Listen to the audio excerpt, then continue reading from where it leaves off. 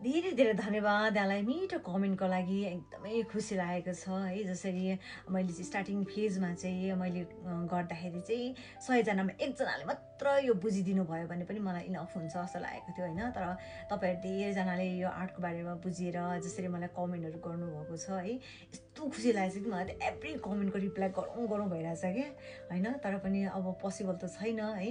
अनि उहाँले भन्नुभयो जस्तै कल्पनै गर्न नसकिने चाहिँ कुरा होइन होइन। म आफैले पनि कल्पना चाहिँ गरेको थिइनँ, किनभने सुरुवाती फेजहरूमा चाहिँ मैले चाहिँ घरहरूदेखि लिएर क्याटलग हेरेर होइन, अनि घरदेखि लिएर फुलहरू अनि यस्तै त्यो घोडासोडा यस्तोहरू चाहिँ बनाइरहेको थिएँ क्या।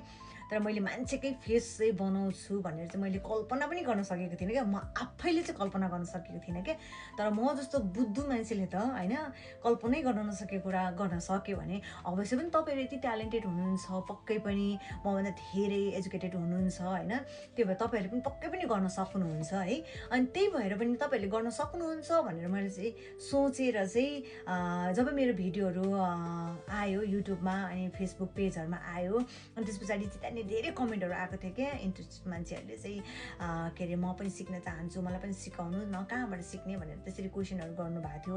अनि त्यत्रो कमेन्टको बिचमा है मैले एक कमेन्ट हेरेर एकजनालाई मैले यो गरेँ क्या, कन्ट्याक्ट गरेँ क्या। म सिकाउँछु किनभने यो त खेर जान्छ नि त। मैले जानेको कुरा मैले नै लिएर म मरेँ भने त्यो त अर्थ भएन नि त। अनि त्यही भएर चाहिँ अनि मलाई सिकाउन मन थियो क्या।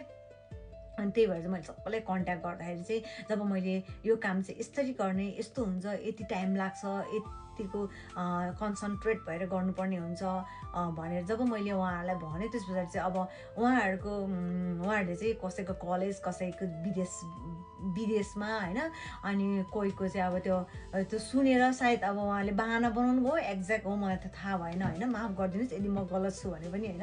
अनि त्यसरी चाहिँ उहाँहरूले चाहिँ कोही पनि आउनु भएन कि, एकजना पनि आउनु भएन कि। अनि तर पनि मलाई केही छैन, म युट्युबमा त म त्यतिखेर मैले स्टार्ट गरेको थिइनँ होइन, टिकटकबाटै मैले पोस्टहरू गरिरहेको थिएँ। अनि म चाहिँ कस्तो भने म चाहिँ क्यामेरा साई पर्सन हो क्या खासमा भन्दाखेरि चाहिँ, तपाईँहरू पत्याउनु हुन्न होला होइन। मलाई चाहिँ एकदमै लाज लाग्ने, मलाई यसरी क्यामेरामा बोल्न, त्यो म भ्लग्स बनाउनु म सक्दिनँ कि। मलाई त हुन त मलाई लाज लाग्छ कि। अनि एक दुईवटा भिडियोको चाहिँ मैले रिप्लाईहरू गरेको छु विगत दिनहरूमा पनि होइन। तर मैले चाहिँ यसरी चाहिँ म चाहिँ गर्नै नसक्ने, खासमा चाहिँ मलाई एकदमै लाज लाग्ने मान्छे हो होइन।